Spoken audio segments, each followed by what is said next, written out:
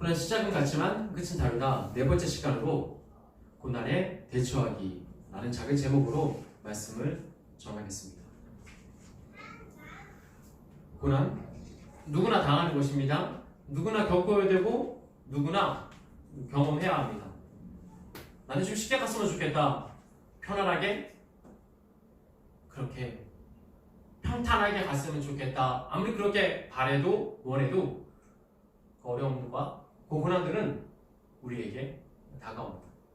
누구나 만나야 되고 누구나 겪어야 되고 누구나 경험해야 되는 고난이라면 이것을 피하게 급한 것이 아니라 두려워하게 급한 것이 아니라 어떻게 그것에 대처해야 될까? 내가 그 어려움을 만났을 때 어떻게 이것을 대면해야 될까? 어떻게 내가 이것을 해결해야 될까? 어떤 자세를 가져야 될까? 라고 우리를 되짚어보고 확인해야 합니다. 고난을 만났을 때 그 고난 앞에 우리는 그 환경 앞에 우리는 무너지기 쉽습니다. 그 상황 속에서 예수님을 바라보기가 그렇게 쉽지 않다는 것입니다. 예수님을 바라봐야 되는데 예수님을 의지해야 되는데 예수님께 도우심을 구해야 되는데 그렇지가 않는다는 것이죠. 그렇게 하기보다 그 상황 아래 절망, 낙심되며 두려워합니다. 히브리서 12장 2절 말씀에서 믿음의 주여 또 온전하게 하신 이인 예수를 바라보자. 예수를 바라보라 라고 나와 있습니다. 믿음의 주. 믿음의 주인은 누구이십니까? 예수 그리스도입니다.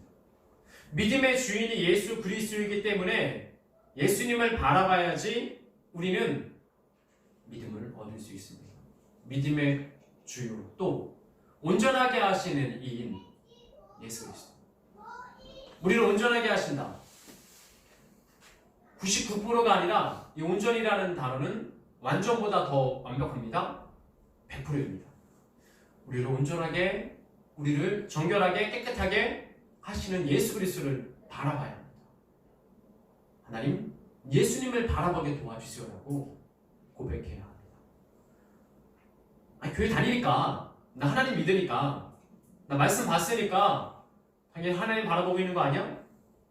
그런데 왜 그 두려움에 사로잡혀 있습니까? 그런데 왜 그 낙심에서 일어나지 못합니까? 그것은 예수 그리스도를 온전하게 바라본 것이 아닙니다.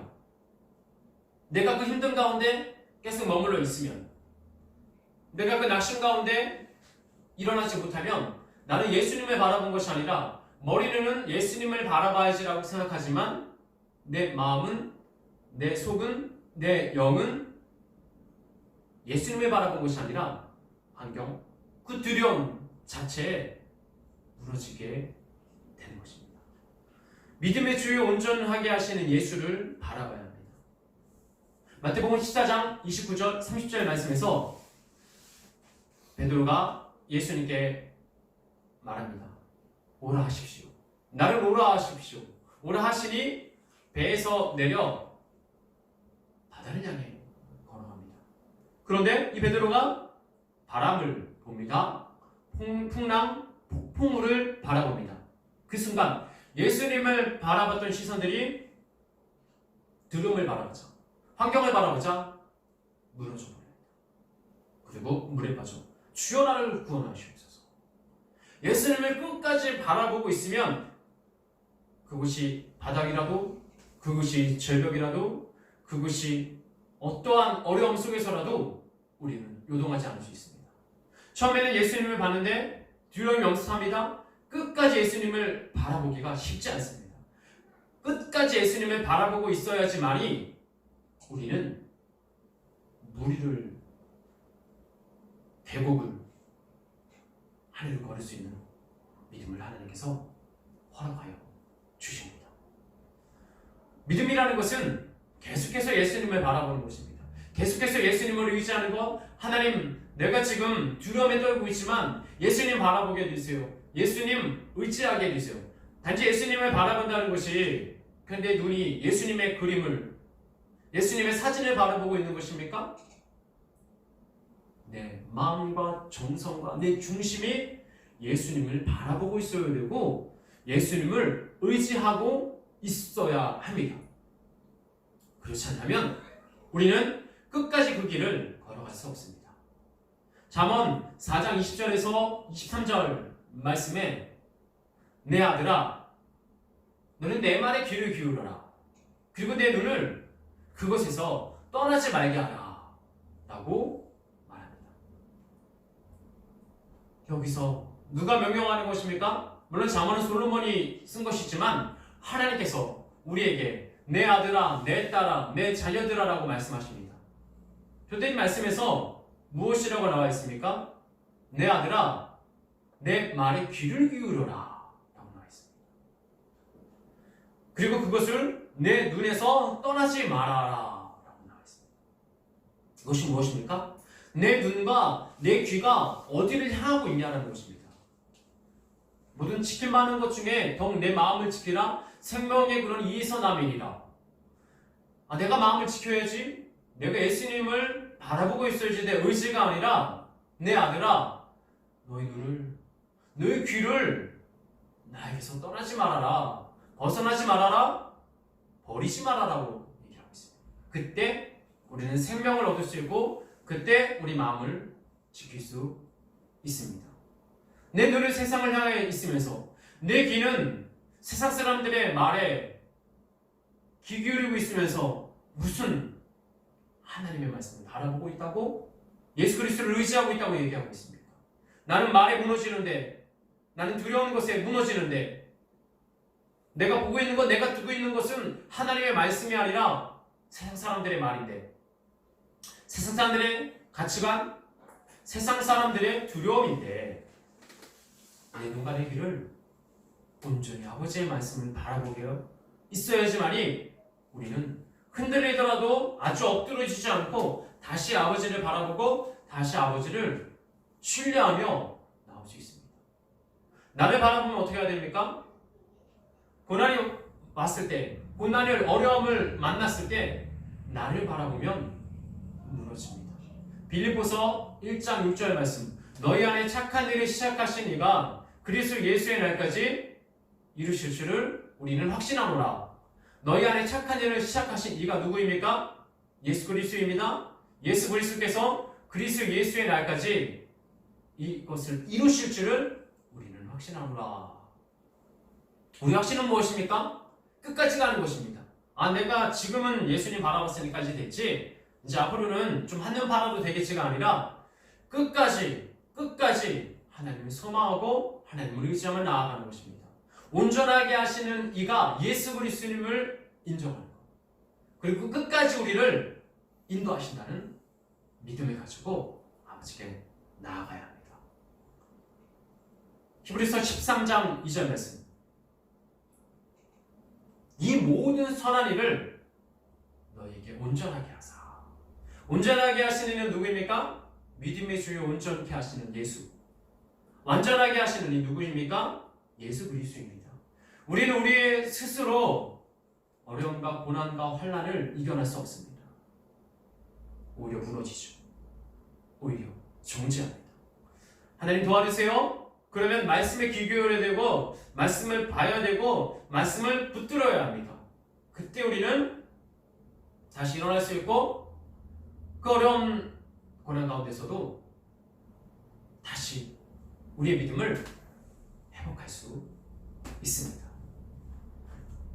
어려움을 만났을 때 우리의 본능은 무엇입니까? 예수를 바라보는 것이 아니라 세상을 바라보는 것, 죄를 바라보는 것, 두려움을 바라보는 것입니다. 그러나 하나님께서 우리에게 주시기 원하시는 것은 무엇입니까? 우리의 본능에 따라 사는 것이 아니라 억지로라도 힘들더라도 세상의 길을 가는 것이 아니라 아버지의 길을, 십자가의 길을 가라고 우리에게 말씀하십니다.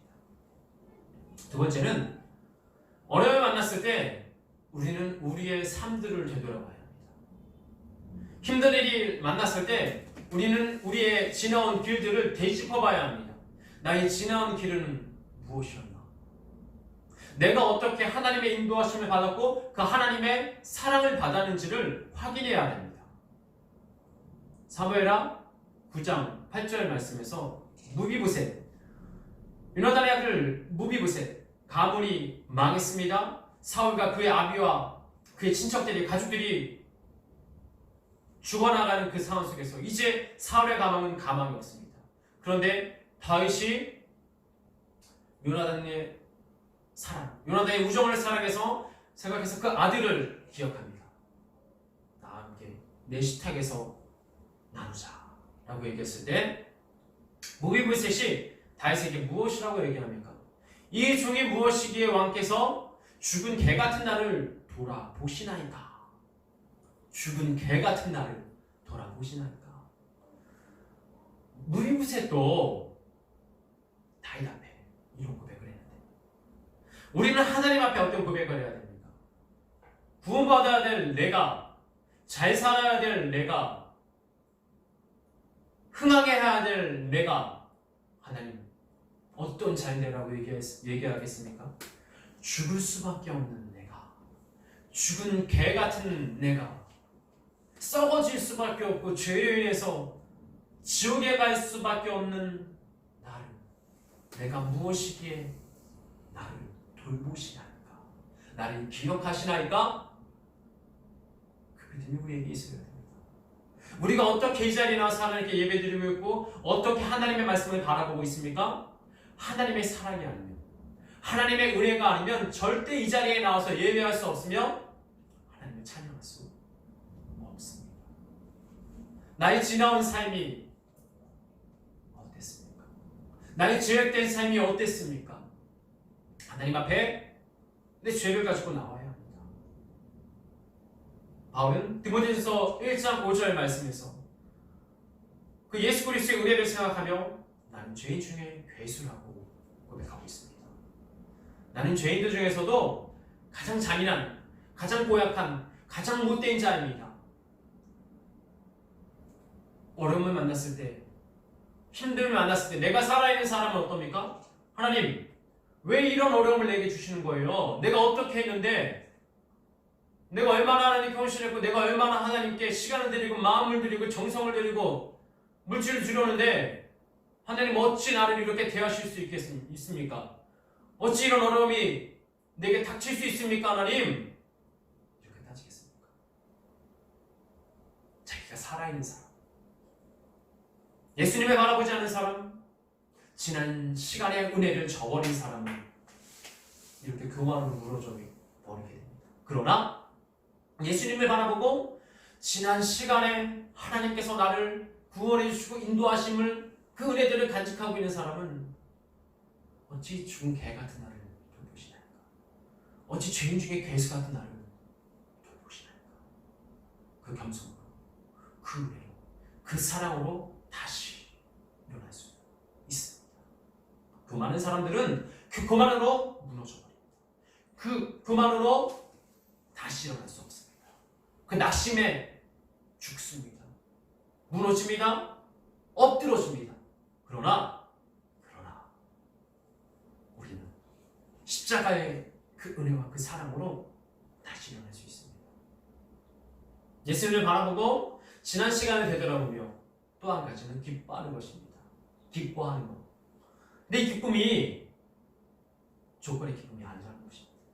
조건의 기쁨이 아니라 예수님 자체, 예수님의 사랑, 그 하나님의 사랑 그 자체를 기뻐하는 것입니다. 어려움을 만났을 때 좋은 일이 있겠지, 이거 지나고 나면 잘 되겠지, 그 믿음이 아니라, 그 마음이 아니라 나를 구원하신 그 사랑, 나를 아끼시는, 나를 인도하시는 그 사랑을 바라보며 기뻐해야 합니다. 우리의 기쁨은 어디를 향하고 있습니까? 좋은 일들, 좋은 거리들, 이거 지나면 나아지겠지, 이거 지나면 또 좋은 일이 생기겠지, 시간이 좀 지나고 괜찮아질 때가 있을 거야. 시간이 좀 지나고 괜찮은 일이 없다 하더라도 우리는 온전히 하나님으로 인해서 기뻐해야 합니다. 시편 39편 7절 말씀, 주여 내가 무엇을 바라리요? 나의 소망은 주께 있나이다. 주여, 아버지, 제가 주님께 무엇을 바라겠습니까? 내가 주님께 무엇을 소망하겠습니까? 나의 소망은 주께 있습니다. 주여, 제가 주님의 사랑 이외에 무엇을 바라리요? 주님의 소망 이외에 무엇을 바라리요? 내가 바라는 것을 하나님께서 들어주셔야지만이 내가 하나님을 기뻐하겠습니까? 내가 원하는 대로 그렇게 되어야지만이, 내 기도대로 그렇게 되어야지만이 하나님을 기뻐하겠습니까? 그 사람은 어리석은 사람입니다.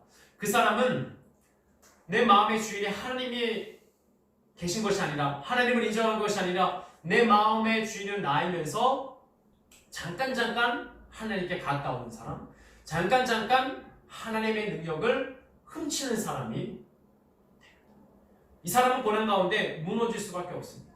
이 사람은 고난 가운데 엎드러질 수밖에 없고 사망 가운데 있을 수밖에 없습니다. 시편 62편 5절 말씀. 신랑이 신부를 기뻐함 같이 내 하나님께서 너를 기뻐하시리라. 신랑이 혼인잔치에 신부를 기뻐함이다. 그것처럼 하나님께서 우리를 기뻐하신다고 시편의 기자는 고백하고 있습니다. 신부의 입장에서 우리는 신부입니다. 신랑이 혼인잔치를 기대하고 기뻐하는데 이 신부가 그렇게 그 혼인잔치를 기뻐하지 않습니다. 이거 결혼해야 되는 거야, 말아야 되는 거야?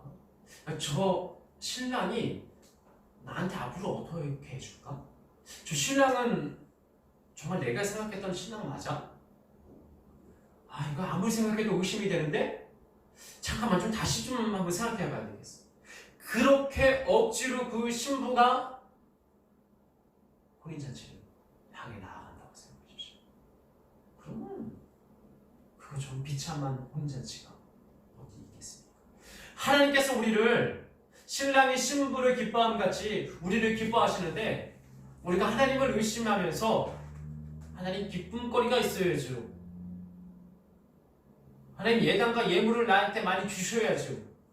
더 좋은 물질들을, 명예들을, 더 좋은 것들을 내게 주셔야지만이 내가 기뻐하겠어요 라고 하면 우리는 하나님의 기쁨이 되겠습니다. 하나님은 우리 자체로 기뻐하는데, 그렇게 우리를 기뻐하시며 즐거워하시는데 우리는 하나님을 그렇게 기뻐하고 있습니까? 그렇게 즐거워하고 있습니까? 그렇게 그 믿음으로 나아가고 있습니까? 스바냐 3장 17절 말씀. 너희 하나님 여호와가 너희 가운데 계시니 그는 구원을 베푸실 전능자시라. 그가 너로 말미암아 기쁨을 이기지 못하시며 잠잠히 너를 사랑하시며 너로 말미암아 즐거이 부르며 기뻐하시니라 하시니라. 그가 우리로 말미암아 기뻐하신다고 말씀하십니다. 그럼 우리는 어떻게 해야 됩니까? 우리는 하나님으로 말미암아 기뻐해야 됩니다.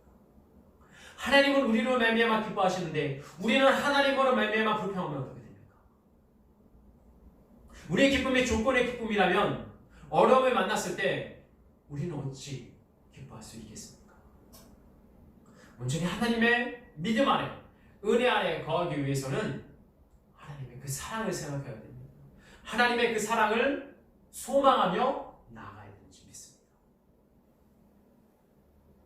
베드로전서 1장 8절 말씀. 주를 너희가 보지 못하였으나 사랑하는, 예수를 너희가 보지 못하였으나 사랑하는. 눈에 보여야지 사랑합니까? 내 앞에 있어야지 확인합니까? 확신합니까? 아버지의 말씀이 우리 안에 있다면 우리는 예수 그리스도로 말미암아 우리가 직접 보지 못한다 할지라도, 직접 만나지 못한다 할지라도 내 마음이, 내 영이 하나님의 말씀을 사랑하고 있고 소망하고 있고 그 사랑을 기대하고 있으면 우리는 예수를 보지 못하였으나 우리는 예수를 사랑할 수 있습니다.